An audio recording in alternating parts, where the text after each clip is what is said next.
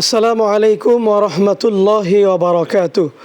সুপ্রিয় দর্শক শ্রোতা ভাই বোনদের আন্তরিক মোবারকবাদ জানিয়ে শুরু করছি মেগা ডিজিটাল স্কেল মহিমান্বিত রমাদান powered by Darus Sunnat travels and tours, co-sponsor Sunway satellite city, Dhaka Darus Sunnat model মাদ্রাসা। সুপ্রিয় দর্শক শ্রোতা, আমরা আজ অত্যন্ত গুরুত্বপূর্ণ একটি বিষয় নিয়ে আলোচনা করব। বিষয়টি হলো পিতামাতা বৃদ্ধাশ্রমে কেন। পিতামাতা আল্লাহ রাব্বুল আলামিন তার হাবিবের পরেই খেদমত এবং সেবা পাবার সবচেয়ে বেশি হকদার হলো পিতামাতা। কিন্তু দেখা যায় পিতামাতা যখন বয়স্ক হয়ে যায় আমাদের দেশে তাদের জায়গা হয় বৃদ্ধাশ্রমে, এবং ডে বাই ডে বৃদ্ধাশ্রমের সংখ্যা কিন্তু বাড়তেছে। কেন এই বিষয়টা এই নিয়ে আমরা আজকে আলোচনা করব।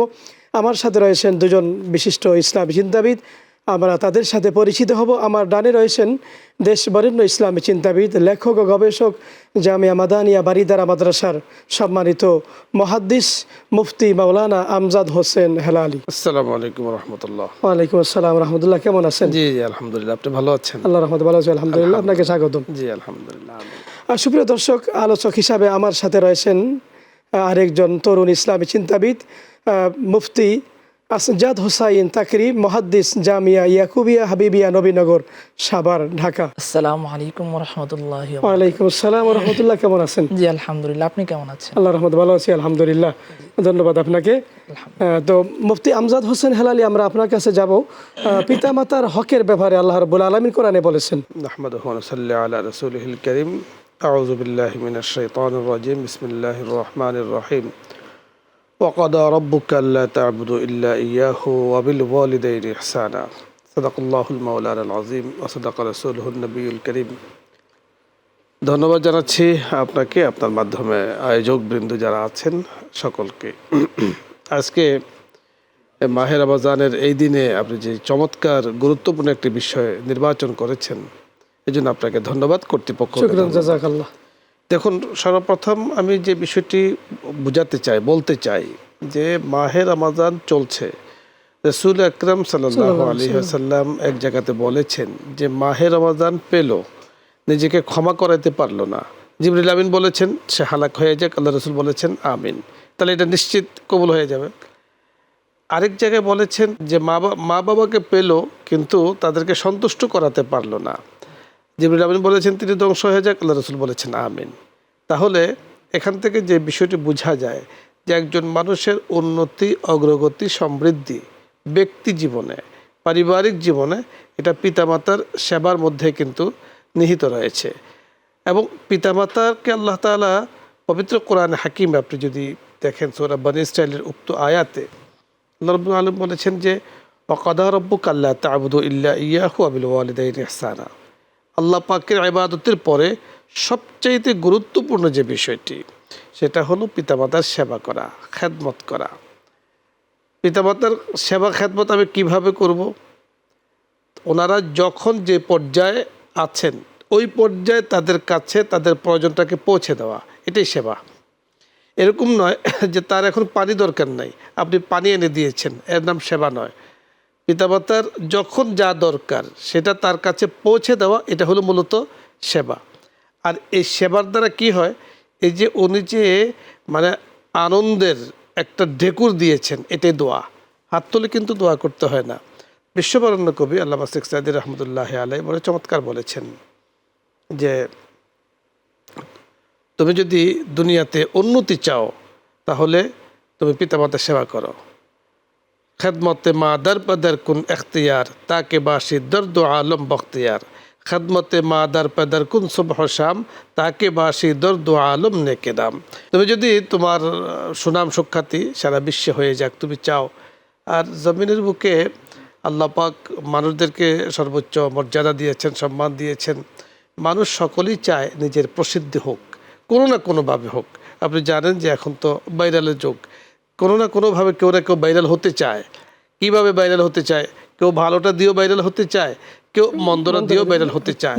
মানে ভাইরাল হওয়াটার মধ্যে একটা প্রতিযোগিতা কিন্তু বর্তমান বিশ্বে চলছে। শেখ সাদী রহমতুল্লাহ আলাইহি বলেছেন, আল্লাহ রাসূল সাল্লাল্লাহু আলাইহি সাল্লামের হাদিসের আলোকে বলেছেন, তুমি যদি ভাইরাল হতে চাও তাহলে তোমার অন্য কিছু করা লাগবে না, তুমি মা বাবার খেদমত করো, পিতামাতার খেদমত করো, আল্লাহ রাব্বুল আলামিন তোমাকে ভাইরাল বানিয়ে দেবেন। আপনি বলবেন, আমি বলবো যে বর্তমান তো মিডিয়ার জমানা, মিডিয়া ছাড়া ভাইরাল হয় কিভাবে? আমরা দেখেছি বর্তমান জমানার আগে যখন মিডিয়া ছিল না, সোশ্যাল মিডিয়া ছিল না, তখন কিন্তু মানুষ ভাইরাল হতো। আপনি দেখেছেন আমাদের দেশে বড় বড় মুফাসসিরে কোরআন, তো বিশেষ করে এই যে কিছুদিন আগে হাবিবুর রহমান যুক্তিবাদী সাহেব, উনি খুব আলোচিত একজন বক্তা ছিলেন এবং সমাদৃত একজন বক্তা ছিলেন। আমরা ছোটবেলাও দেখেছি যে উনি ওনার বয়ান শোনার জন্য এক এক জেলার প্রত্যন্ত অঞ্চল থেকে মানুষ ওনার বয়ান শুনতে আসতো। তো উনি কিন্তু ওনার বয়ানে পিতামাতার বিষয়টাকে ভালোভাবে উনি কিন্তু উপস্থাপন করতেন, পিতামাতার খেদমতের ব্যাপারে ভালোভাবে উনি কিন্তু বিষয়টাকে উপস্থাপন করতেন। আমরা সুন্দর বলেছেন, আমরা আপনার কাছে ইনশাআল্লাহ আবার আসবো। মাওলানা আসাদ হোসাইন তাকরিম, পিতামাতার হকের ব্যাপারে হাদিস শরীফ আল্লাহ রসুল কিন্তু বলেছেন, যদি আপনি সংক্ষেপে বলেন। নাহমাদুহু ওয়া নুসাল্লি আলা রাসূলিহিল কারীম, আম্মা বাদ। আজকের যে বিষয়টি নিয়ে আমরা আলোচনা করতে বসেছি তা অত্যন্ত একটি গুরুত্বপূর্ণ একটি বিষয়। এ ব্যাপারে কোরআন ও হাদিসের মধ্যে আল্লাহ তাআলা এবং রাসূল করিম সাল্লাল্লাহু আলাইহি ওয়াসাল্লাম বহুভাবে আমাদেরকে বোঝানোর চেষ্টা করেছেন এবং আমাদেরকে নির্দেশ দিয়েছেন যে তোমরা পিতামাতার সাথে সদাচরণ করো, তাদের প্রতি ভালো ব্যবহার করো।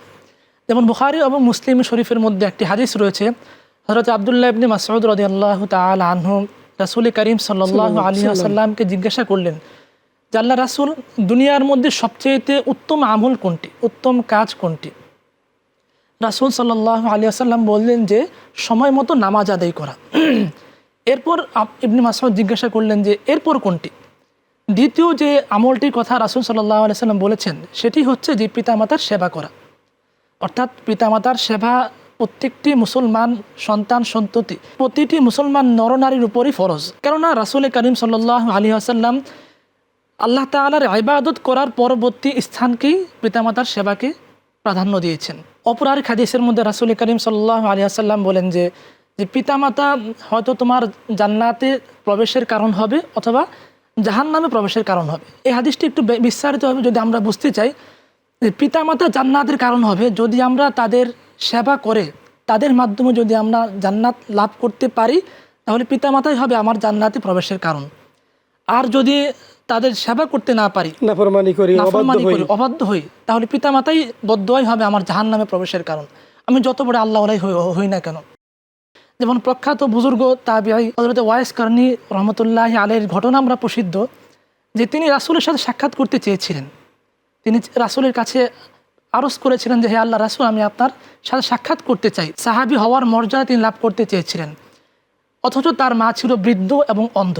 রাসূল বললেন যে না, আমার সাথে সাক্ষাৎ করার প্রয়োজন নেই, তুমি তোমার মায়ের সেবা করো। সুবহানাল্লাহ। তিনি আজ তার মায়ের সেবা করার কারণেই রাসূল সাল্লাল্লাহু আলাইহি ওয়াসাল্লাম যখন দুনিয়া থেকে বিদায় নেবেন, এর আগ মুহূর্তে একবার হযরত ওমর রাদিয়াল্লাহু তাআলা আনহুকে বলছিলেন যে যদি কখনো মদিনাতে ওয়াইস করনী নামে কোনো ব্যক্তি আগমন করে, তুমি তার থেকেই দোয়া নিয়ে নিবে, কেননা সে তার মায়ের সেবা করার কারণে আল্লাহর কাছে অনেক উপরে পৌঁছে গিয়েছে। সুন্দর আপনি বলেছেন, তার মানে মায়ের খেদমত করার কারণে ওয়াইস আল করুনিকে পৃথিবীবাসী কিন্তু চিনে, তার সম্মান মর্যাদা আল্লাহ রসুলের জুব্বা মোবারক কিন্তু তিনি লাভ করেছিলেন মায়ের খেদমতের কারণে। আমরা ইনশাআল্লাহ আপনার কাছে আবারও আসবো। মুফতি আমজাদ হোসাইন হেলালি, আপনি চমৎকার বলতেছিলেন পিতামাতার খেদমতকারীর দুনিয়াতে আল্লাহ কিন্তু কিছু পুরস্কার দেন, মর্যাদা দেন, যদি বলেন। আপনি বড় চমৎকার বলছিলেন। আমাদের দারসে নিজামিতে একটি কিতাব পড়ানো হয়, তালিমুল মুতাআল্লিম। ওই কিতাবের মধ্যে চমৎকার চমৎকার বেশ কিছু বিষয় উল্লেখ করা হয়েছে। তার মধ্যে একটি বিষয় হলো, তুমি যদি তোমার দুনিয়াতে উন্নতি, অগ্রগতি, সমৃদ্ধি চাও, তাহলে তুমি পিতামাতার খেদমত করো। আর যদি তুমি চাও যে ইলমে আমলে তোমার তারাক্কি উন্নতি হোক, জ্ঞানে বিজ্ঞানে তারাক্কি উন্নতি হোক, তাহলে তুমি উস্তাদের খেদমত করো। তাহলে এখান থেকে পাইলাম যে পিতামাতার সেবার দ্বারাই কিন্তু দুনিয়াতে উন্নতি অগ্রগতি হয়। আমরা ইতিহাসের মধ্যে দেখেছি বহু এরকম রয়েছে যে শুধু মা এবং বাবার সেবা গ্রহণ করার কারণে তারা কিন্তু দুনিয়ার বিশাল ভান্ডার, বিশাল খাজানা তারা পেয়েছেন। এ ধরনের ইতিহাস বহুত আছে, আমরা সেই দিকে যাচ্ছি না। মৌলিক যে বিষয় হলো যে আমার কি করণীয়। আরেকটি বিষয় আজকে আমাদের যে বিষয়টি নির্ধারণ করেছেন যে মানে বৃদ্ধাশ্রমে কেন যাচ্ছে, কেন যায়, আমরা সেদিকে একটু পরে আসছি যে যাচ্ছে কেন, এই ধরনের মানে স্পৃহা, এই ধরনের আগ্রহ, এই ধরনের পরিবেশ কেন তৈরি হয়, আমরা সেদিকে যাচ্ছি। প্রথমত হলো যে উন্নতি অগ্রগতির প্রধান যে বিষয়টা সেটা হলো পিতামাতার সেবা করা। আর একজন মানুষের ভেতরে পিতামাতার সেবার আগ্রহ জাগে তখন যখন তার ভেতরে দ্বীনি ইলম থাকে, তখন তার ভিতরে কোরআন এবং সুন্নাহর ইলম জ্ঞান থাকে, থাকে। কোরআনের জ্ঞান থাকে। কারণ কোরআনে বলা হয়েছে ওয়ালা তাকুল্লাহুমা উফিউ ওয়ালা তানহারহুমা ওয়া কুল্লাহুমা কাওলান কারীমা। এখানে কিন্তু তিনটি জিনিস পরিষ্কার বলা হয়েছে। ওয়ালা তাকুল্লাহুমা উফিন, লাহুমা এখানে তাসনিয়ার জমির ব্যবহার করা হয়েছে, অর্থাৎ দুইজনকে, একজনকে নয়, দুইজনকে, পিতা অ্যান্ড মাতা উভয়জনকে কখনো তাদেরকে ধমক দেওয়া যাবে না, তাদের সাথে শক্ত কথা বলা যাবে না, তারা কষ্ট পায় এমন কথা বলা যাবে না। কথার কথা, বাবা মা বললো বাবা বাজারে যাও, তখন ধমক দেওয়া যাবে না, আমি এখন যেতে পারবো না।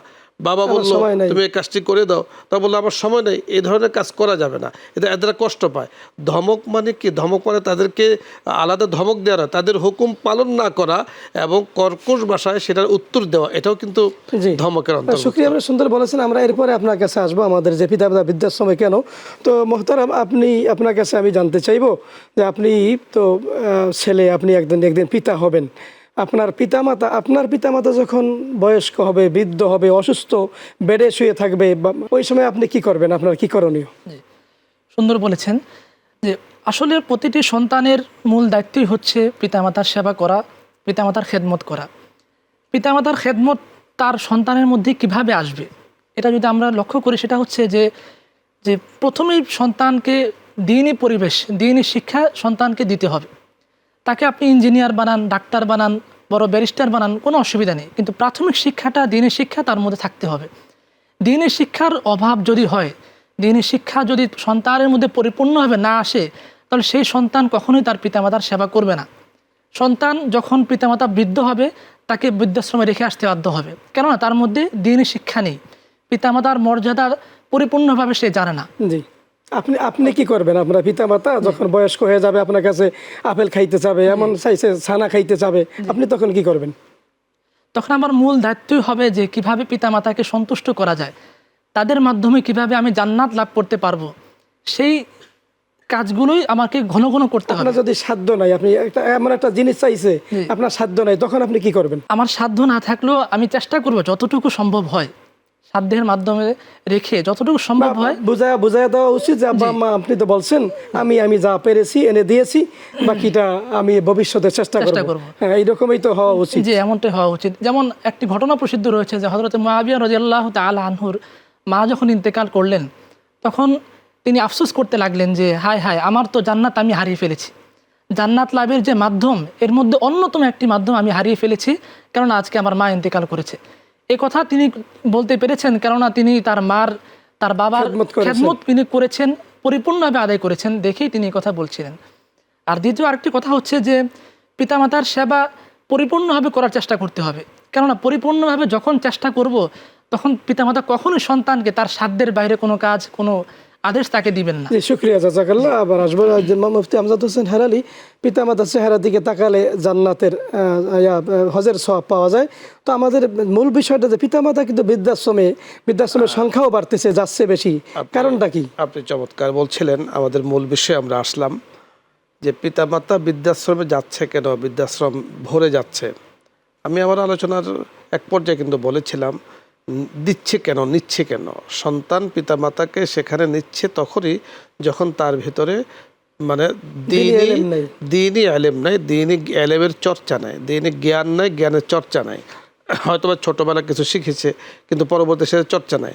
পরবর্তীতে জাগতিক জেনারেল শিক্ষা তার ভেতরে এমনভাবে প্রভাব বিস্তার করেছে, এখন সে তার জন্য উন্নতি মনে করছে, তার যে ওই যে 3 কথার সাথে নিয়ে এসেছে ঘরের মধ্যে, তাকে সন্তুষ্ট করাটাকে সে মনে করছে তার সাকসেস জীবন, সফলতার জীবন সে মনে করছে, যার কারণে তার সন্তুষ্টি অসন্তুষ্টিকে সে কিন্তু প্রাধান্য দিচ্ছে।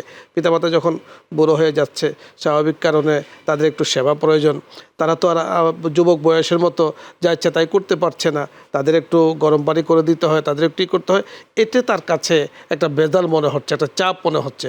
তখন স্বামীকে সে বাধ্য করে একটা পর্যায়ে যে তার পিতামাতাকে যেন বৃদ্ধাশ্রমে নিয়ে আসে, আর সে এটাকে গ্রহণ করছে, কারণ সে জাগতিক এলেমের কারণে, জাগতিক জ্ঞানের কারণে, জগৎকে প্রাধান্য দেওয়ার কারণে এখন স্ত্রী কথাকে তার মান্য করাটা সে মনে করছে আমার উপরে জরুরি, যার কারণে ওনাদের সাথে দুর্ব্যবহার করছে। আপনি দেখেছেন, আমরা দেখেছি যে বৃদ্ধাশ্রমে যে পিতামাতা যায়, ওনাদের সেখানে যে চোখের পানিগুলো, এই পানিগুলো আল্লাহ না করেন, এই পানিগুলোর কারণে ওই জীবন ধ্বংস হয়ে যায়।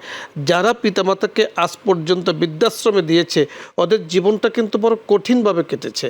যদিও দেখা যাচ্ছে যে টাই কোট ইত্যাদি পরা মানে স্বাভাবিকভাবে ড্রেস দেখা যাচ্ছে, সুন্দর দেখা যাচ্ছে, আসলে তাদের কিন্তু ভিতরের অবস্থা খুবই খারাপ। হাদিসটা তো আপনি জানেন যে পিতামাতার যদি খেদমত যে করে আর যে অবাধ্য হয় তার শাস্তি তো আল্লাহ দুনিয়াতে দেন। হ্যাঁ, নিঃসন্দেহে এটাই শাস্তি, যেটা আমি বললাম, এই শাস্তির কথাগুলো বলছি, হাদিসের আলোকে বলছি যে তার ইহ জগৎটা তো মানে শান্তির অশান্তিতে পরিণত হয়ে যায়, অশান্তির ঘর হয়ে যায়। সেটা হলো ওই পিতামাতার চোখের পানির কারণে, সেখান থেকে অবারিত চোখের পানি পড়ছে, আর এর অ্যাকশন গিয়ে এই সন্তানের পরিবারে পড়ছে। এই সন্তানের যেই স্ত্রীকে খুশি করার জন্য, যে পরিবেশকে স্ট্যাটাস সে বজায় রাখার জন্য পিতামাতাকে বৃদ্ধাশ্রমে দিয়েছে, তার কারণে এরাই কিন্তু তাদের শত্রু হয়ে যাচ্ছে। আপনি দেখবেন, কোনো মানুষ যদি আল্লাহ পাকের কোনো মাখলুকাতকে সন্তুষ্ট করার জন্য পিতামাতাকে কষ্ট দেয়, আল্লাহ পাকের কোনো হককে নষ্ট করে, তো আল্লাহ পাক ওই মাখলুককে তার উপরে চাপিয়ে দেন। যাকে সন্তুষ্ট করার জন্য এই কাজটা করেছে তাদেরকে তার উপরে চাপিয়ে দেন। একটা পর্যায়ে এরাই তার জন্য ধ্বংসের কারণ। যে মোহতারাম, এই যে এর থেকে বৃদ্ধাশ্রমের সংখ্যা কিন্তু আমাদের দেশে বাড়তেছে, তো এর থেকে উত্তরণের জন্য আমাদের কি করণীয়?